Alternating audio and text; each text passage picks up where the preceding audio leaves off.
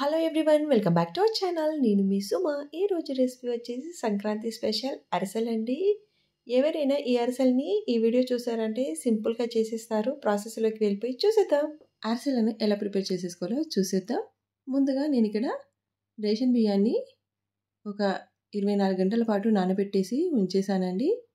24 గంటల తర్వాత ఒక క్లాత్ పైన ఈ రేషన్ బియ్యాన్ని ఇలా ఆరబెట్టేసేసుకోవాలి.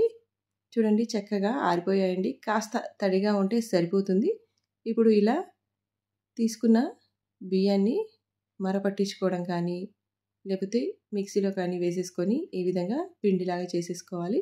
ఇలా నొక్కి పెట్టి జల్లించుకొని పక్కన పెట్టేసేసుకోవాలి. ఈ పిండిని ఈ విధంగా పక్కన పెట్టేసేసి మనం ఇప్పుడు పాకం ప్రిపేర్ చేసేసుకుందాము. గ్లాసున్నర బియ్యానికి నేను ఇక్కడ ఒక గ్లాస్ వరకు బెల్లం తీసుకున్నానండి. తీపి ఎక్కువగా తినేవారు ఇంకాస్త ఎక్కువగా బెల్లాన్ని యాడ్ చేసేసుకోండి. పావు గ్లాసు వాటర్ యాడ్ చేసేసుకోవాలి. షుగర్ ఒక టీ స్పూన్ వేసేసుకొని ఒకసారి బాగా కలుపుకోవాలి. ఫ్లేమ్ అనేది సిమ్లో పెట్టేసేసి ఈ పాకం అనేది పట్టుకోవాలి. మధ్య మధ్యలో చెక్ చేసుకోండి పాకం వచ్చిందో లేదో. పాకం అనేది మనకు మెత్తగా ఉంటే సరిపోతుందండి. గట్టిగా కాకుండా మనకి ఈ విధంగా చేత్తో నొక్కితే మెత్తగా ఉండాలి. ఆ విధంగా వస్తే సరిపోతుంది. స్టవ్ ఆఫ్ చేసేసుకొని ఇప్పుడు ఇందులో ఇలాచీ పౌడర్, ఒక టీ స్పూన్ నెయ్యి వేసేసుకోవాలి. పిండి వేసుకుంటూ ఈ విధంగా కలిపేసేసుకోవాలి. ఉండలు లేకుండా కొద్ది కొద్దిగా పిండి వేసేసుకుంటూ కలిపేసేసుకోవాలి. ఈ పాకానికి మనకి ఎంత పిండి అవసరం ఉంటుందో అంత వేసేసుకొని చక్కగా ఉండలు లేకుండా కలిపేసేసుకున్నారంటే అరిసెల పిండి రెడీ అండి. చాలా ఈజీ చేయటం. అందరూ అనుకుంటారు కష్టమేమోనని. కాస్త సాల్ట్ వేసేసుకోండి. ఓ చిటికెడు వరకు వేసుకోండి. ఫ్లేవర్ చాలా బాగుంటుంది. నేను తీసుకున్న పిండికి ఈ విధంగా కాస్త పిండి మిగిలిందండి. అది పక్కన పెట్టేసేసుకొని మనం ముగ్గుకైనా ఇంట్లో పిండికైనా యూజ్ చేసేసుకోవచ్చు.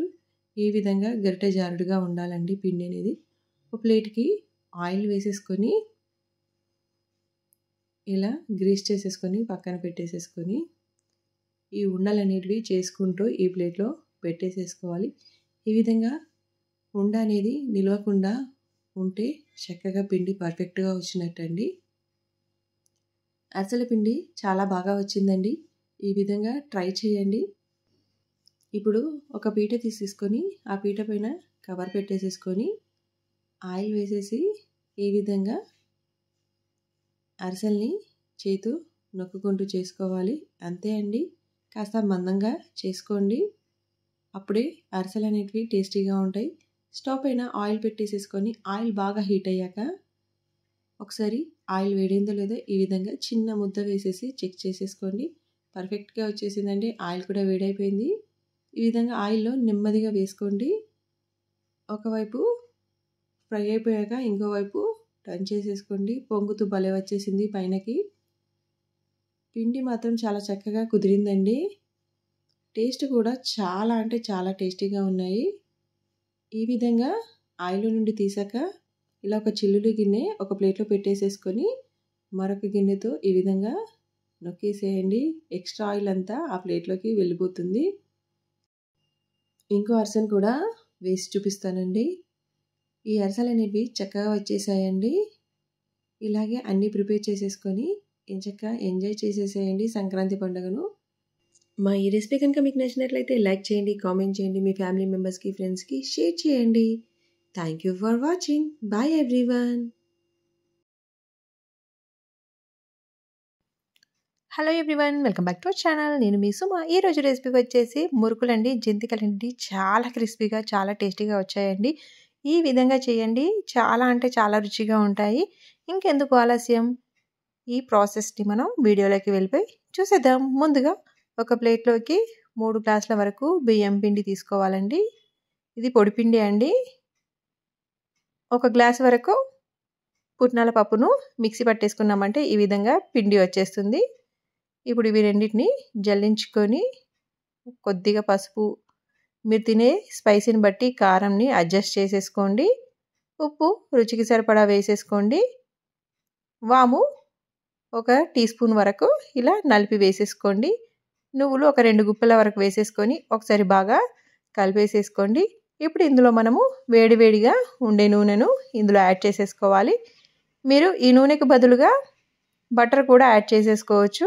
చూడండి, ఈ విధంగా ఆయిల్ వేసేసుకొని స్పూన్తో కలిపేసేసుకోవాలి. దీంట్లో ఈ పిండిని కలపడానికి వేడి వాటర్నే యూస్ చేయాలండి. అప్పుడే గుల్లగా కరకరలాడుతూ వచ్చేస్తాయి. ఎందుకంటే పుట్నాల పిండి వేసాం కాబట్టి కాస్త జిగురుతనం అనేది వస్తుందండి. ఈ విధంగా వేసేసుకుంటూ మొత్తం ఒకసారి బాగా కలిపేసేసుకోవాలి. ఈ స్టేజ్లో ఉన్నప్పుడు మనం కొద్దిగా వాటర్ వేసేసుకొని ఉప్పు సరిపోయిందో లేదో చెక్ చేసేసుకోండి. ఇప్పుడు ఇదంతా దగ్గరికి వేసేసి మూత పెట్టేసి ఒక 10 నిమిషాలు అలా ఉంచేసేసేయండి. పిండి అంతా కాస్త సెట్ అయిపోతుంది. రుచి కూడా చాలా బాగుంటుంది. ఇప్పుడు 10 నిమిషాల తర్వాత పిండిని ఒకసారి తడిపొడిగా కలిపేసేసుకున్నాం కదా, కొద్దిగా వాటర్ వేసేసుకుంటూ సాఫ్ట్గా కలిపేసేసుకోవాలి. పిండి ఎంత బాగా కలిపితే అంత మంచిగా మురుకులు అనేటివి విరిగిపోకుండా వస్తాయండి. చూడండి, ఈ విధంగా కలిపేసేసుకొని ఇలా మురుకుల గుట్టంలో కొద్దిగా ఆయిల్ వేసేసుకొని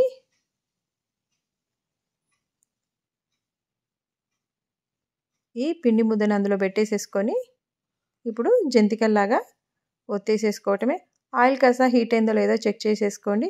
ఆయిల్ మాత్రం చాలా హీట్ అయిపోయింది. ఇప్పుడు ఒక ప్లేట్లోకి ఈ విధంగా జంతికల్లాగా ఒత్తేసేసుకోవాలి.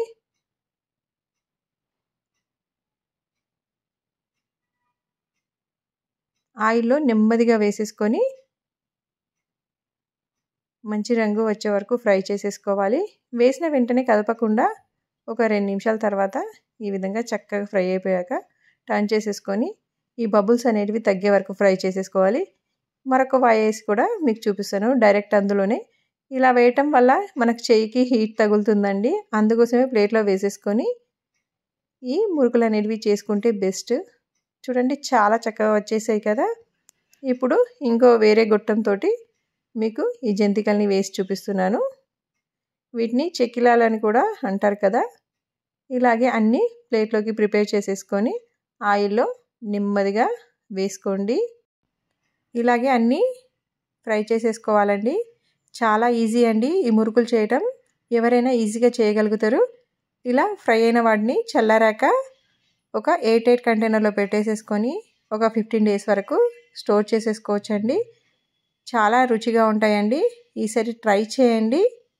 మా ఈ రెసిపీ కనుక మీకు నచ్చినట్లయితే లైక్ చేయండి, కామెంట్ చేయండి, మీ ఫ్యామిలీ మెంబర్స్కి, ఫ్రెండ్స్కి షేర్ చేయండి. Thank you for watching. Bye everyone.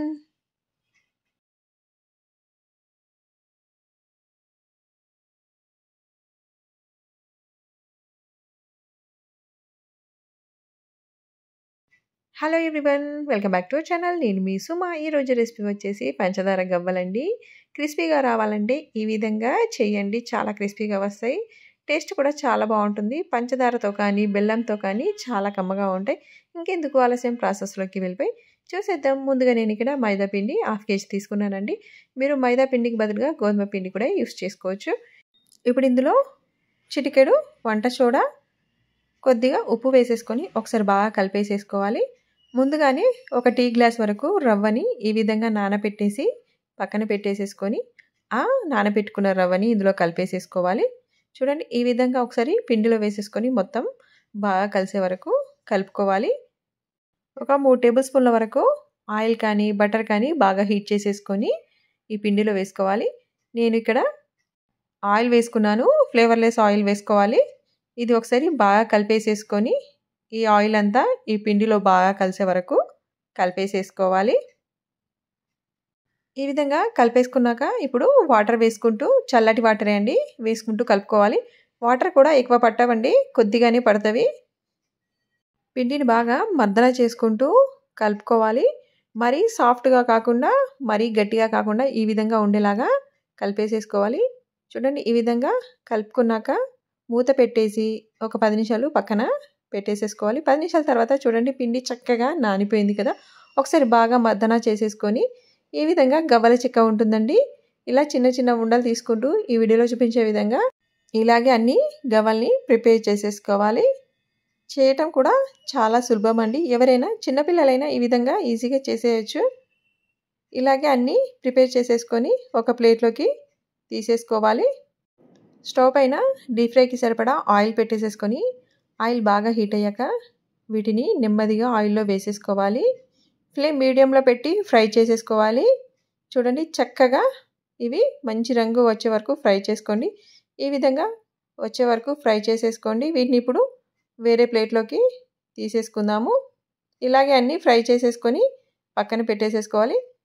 1/2 kg పిండికి 400 గ్రాములు షుగర్ అయితే సరిగ్గా సరిపోతుందండి. కొద్దిగా వాటర్ వేసేసుకొని ఒకసారి బాగా కలిపేసేసుకొని ఇప్పుడు ఈ పాకాన్ని స్టవ్ పైన పెట్టేసేసుకొని చక్కగా పాకం వచ్చే వరకు చూసుకోవాలి. దానికి గట్టి పాకం రావాలండి గవ్వలకు. చూడండి గట్టి పాకం వచ్చేసింది. ఇప్పుడు మనం ఈ గవ్వల్ని ఇందులో వేసేసుకొని ఒక టీ స్పూన్ వరకు నెయ్యి వేసేసుకుందాము. ఇష్టం ఉంటే వేసుకోండి, లేకపోతే స్కిప్ చేసేసేయండి. కావాలనుకుంటే ఇలాచి పౌడర్ అయినా యాడ్ చేసేసుకోండి. ఈ విధంగా వేసేసుకొని ఒకసారి బాగా కలిపేసి స్టవ్ ఆఫ్ చేసేసుకొని ఎయిర్ కంటైనర్లో పెట్టేసుకున్నారంటే ఎమ్మీగా ఉండే గవ్వలు రెడీ అండి. చూడండి చాలా క్రిస్పీగా లోపల గుల్లగా వచ్చాయండి. మా ఈ రెసిపీ కనుక మీకు నచ్చినట్లయితే లైక్ చేయండి, కామెంట్ చేయండి, మీ ఫ్యామిలీ మెంబర్స్కి, ఫ్రెండ్స్కి షేర్ చేయండి. Thank you for watching. Bye everyone. Hello everyone, welcome back to our channel. నేను మీ సుమ. ఈరోజు రెసిపీ వచ్చేసి మీకు చూస్తే అర్థమైపోతుంది కదా, కరిజల్ అండి. కొబ్బరి బెల్లంతో కరిజల్ అండి. సూపర్ టేస్టీగా వచ్చేసాయి. ప్రాసెస్లోకి వెళ్ళిపోయి చూసేద్దాం. కజ్జికాయలు కరిజలు అంటారు కదా. ముందుగా ఒక ప్లేట్లోకి అరకప్పు బొంబాయి రవ్వను తీసుకోవాలండి. ఉప్మా చేసుకుంటాం కదా, అదే రవ్వను వేసేసుకోవాలి. కాస్త గ్రైండ్ చేసి వేసుకోండి. అలాగే ఒక కప్పు మైదాపిండి వేసేసుకోవాలి. ఉప్పు కొద్దిగా వేసేసుకొని ఒకసారి కలిపేసేసుకొని ఈ పిండిలో వేడివేడి నూనె కానీ నెయ్యి కానీ వేసేసుకొని ఒకసారి బాగా కలిపేసేసుకోవాలి. చూడండి ఈ విధంగా ముద్దలాగా రావాలండి. అప్పుడే నూనె కానీ నెయ్యి కానీ పర్ఫెక్ట్గా సరిపోయినట్టండి. క్రిస్పీగా వస్తాయండి ఇలా చేయడం వల్ల. కొద్దిగా వాటర్ వేసుకుంటూ పిండిని మరీ గట్టిగా కాకుండా మరీ సాఫ్ట్గా కాకుండా నార్మల్గా కలిపేసేసుకోవాలి. ఈ విధంగా కలిపేసుకొని పైనుండి కాస్త ఆయిల్ అప్లై చేసేసి పైనుండి మూత పెట్టేసేసుకొని పక్కన పెట్టేసేసుకోవాలి. ఇప్పుడు వేరే ప్యాన్లో స్టవ్ పైన ప్యాన్ పెట్టేసేసుకొని ఒక టీ స్పూన్ వరకు నెయ్యి వేసేసుకొని బొంబాయి రవ్వ అరకప్పు వరకు వేసుకోవాలండి. ఫ్లేమ్ సిమ్లో పెట్టేసి ఈ బొంబాయి రవ్వ కమ్మటి వాసన వచ్చే వరకు ఫ్రై చేసేసుకోవాలి. ఇలా ఫ్రై అయిపోయాక ఎండు కొబ్బరిని 2 కప్పుల వరకు యాడ్ చేసేసుకోవాలి. ఇది ఎండు కొబ్బరి అనేది ఎక్కువగా ఫ్రై అవ్వాల్సిన అవసరం లేదండి. చూడండి ఈ విధంగా ఫ్రై అయితే సరిపోతుంది. ఇప్పుడు స్టవ్ ఆఫ్ చేసేసుకొని పక్కన పెట్టేసేసుకుందాము. మీరు కావాలనుకుంటే కాస్త జీడిపప్పు కూడా యాడ్ చేసేసుకోవచ్చు.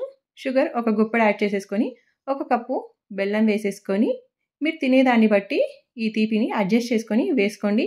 మొత్తం ఒకసారి బాగా కలిపేసేసుకొని ఇలాచి పౌడర్ కొద్దిగా వేసేసుకొని ఈ విధంగా ఒకసారి బాగా కలిపేసేసుకొని ఇది పక్కన పెట్టేసేసుకొని ఒక పీట తీసేసుకొని పీట పైన కొద్దిగా పిండి వేసేసుకొని చిన్న చిన్న ఉండల్లాగా చేసేసుకొని పూరీలాగా ఇలా రోల్ చేసేసుకోవాలి.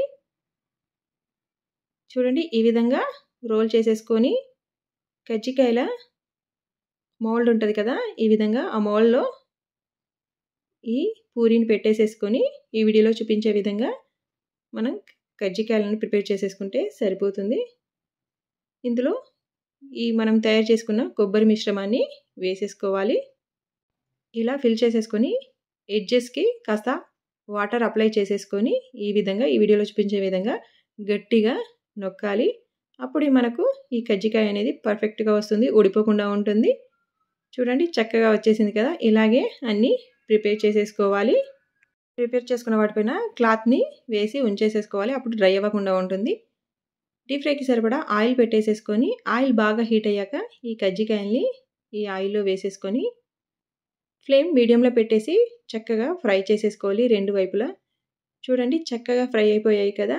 వేసిన వెంటనే కదపకుండా నెమ్మదిగా కదుపుకోవాలండి.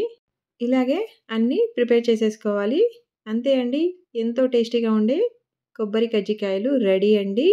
నేను తీసుకున్న ఈ పిండి మిశ్రమానికి నాకు 18 వరకు కజ్జికాయలు వచ్చాయండి.